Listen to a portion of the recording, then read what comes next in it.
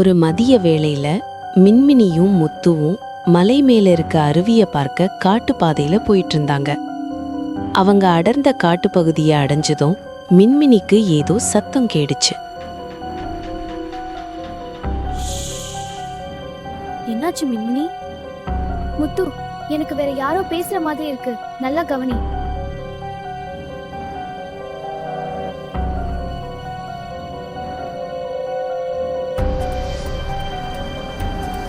மின்மினி, ஒளிஞ்சுக்கோ சீக்கிரம்.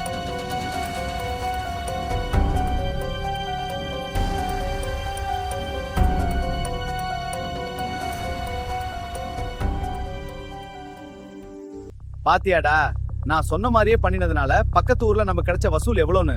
இன்னைக்கு ராத்திரி அந்த ஜமீன்தார் வீட்டுக்கு போறதுக்கு முன்னாடி வேவு பார்க்கணும்டா. சரியா சொன்ன. ஆனா வேவு பார்க்கறதுக்கு 2 பேர் போனா சந்தேகம் வரும். அதனால நீ மட்டும் போய் பார்த்துட்டு வா.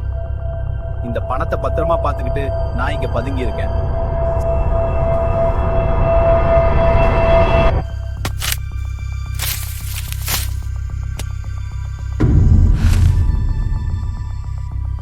என்னடா அது சத்தம்? இங்க யாரோ இருக்காங்க போல இருக்க. பயந்தே சாகாதடா, நம்ம இருக்கிறதே காட்டுக்குள்ள, இங்க இந்த சத்தம் எல்லாம் சாதாரணம். எனக்கு ஏதோ சரியா படல. நான் போய் சுத்தி யாராவது இருக்காங்களான்னு பாத்துட்டு வந்துடுறேன். நீ இங்கே இரு.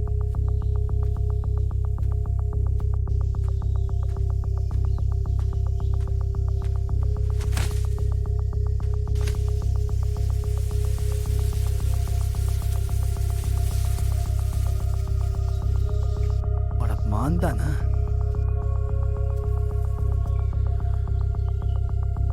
டேய், அது வெறும் மான்தான். நீ இப்போ கிளம்பு. சரிடா, பாத்துக்கோ. நான் போயிட்டு சாயங்காலம் வரை ரெடியாரு.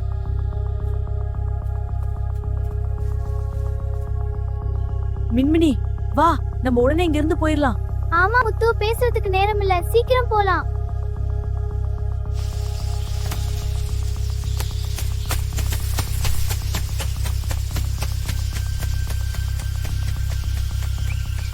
அதே சமயம் முத்துவோட அப்பா தோட்டத்து சாலையில இருந்த மாடுகளை கவனிச்சிட்டு இருந்தாரு.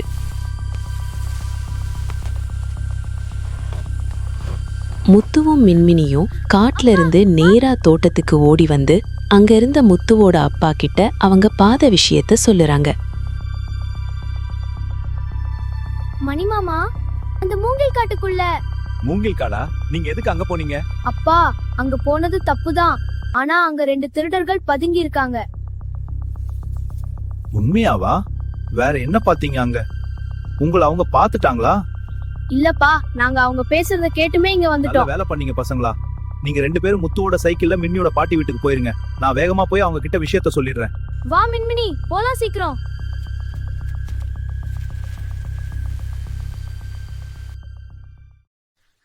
ஐயா, இந்த இரவு ஜமீன்தார் வீட்டுல திருடங்க திருட போறாங்களாம்.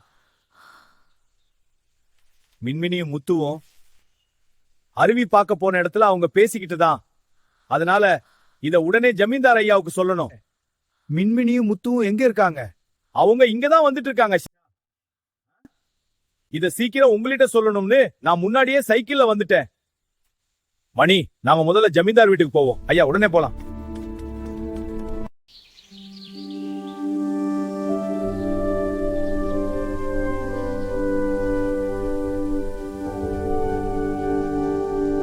டே முனுசாமி, ரூபாய்க்கு 2 பழம் வாங்கிட்டு வா. சரிங்க ஐயா.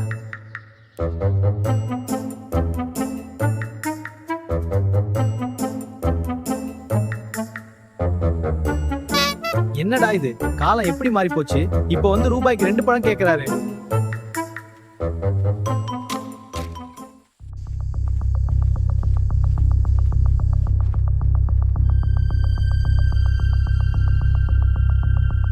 ஐயா, உங்ககிட்ட ஒரு முக்கியமான விஷயம் பேசணும்.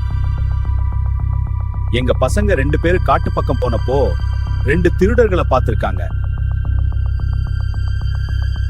அது மட்டும் இல்லைங்க, அவங்க இன்னைக்கு சாயங்காலம் வேவு பார்க்க வர போறாங்களா. அப்படியா? சரி, வரட்டும், பார்த்துக்கலாம். இவங்க தான் திருடர்களை பார்த்து தகவல் சொன்னாங்க. பரவாயில்லையே, நல்ல தைரியமான பசங்களா இருக்கீங்க. நாம எப்படி ஐயா உங்களை பிடிக்க போறோம்?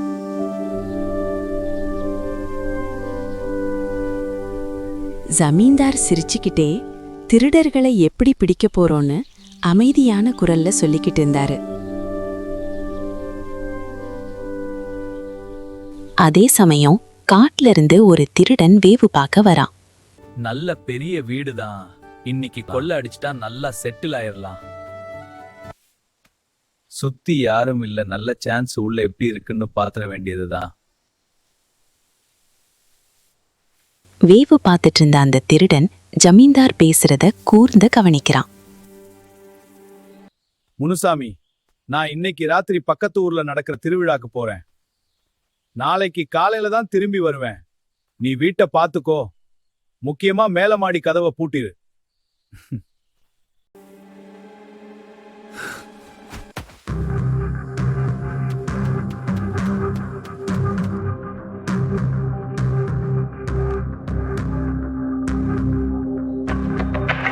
அந்த இரவோட இருள் சூழ்ந்ததும் திருடர்கள் காட்டுல இருந்து தோப்பு வழியா வெளியே வராங்க.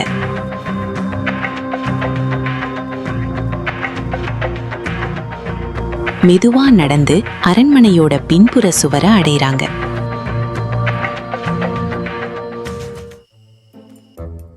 டேய், என்னடா சுவர் இவ்வளவு பெருசா இருக்கு?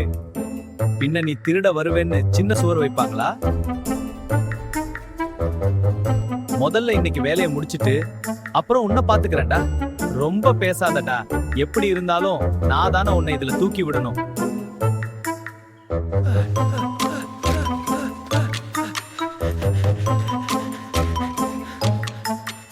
என்னடா இது, தண்ணி சத்தமா இருக்கு.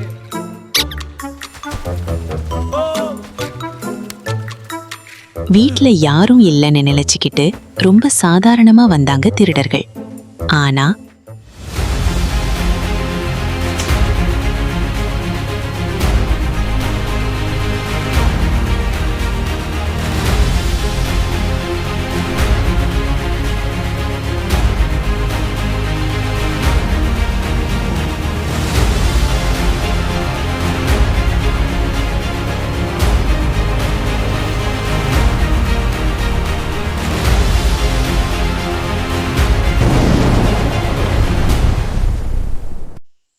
அரண்மனைக்குள் வந்த திருடங்க என்ன ஆனாங்கன்னு தெரியுமா? சுப்பிரமணி அவங்கள என்ன பண்ணான் அது தெரியணும்னா அடுத்த எபிசோட்ல பாப்போம். Welcome to Toon Tales, where Tamil moral stories come alive. Subscribe now and join our storytelling journey.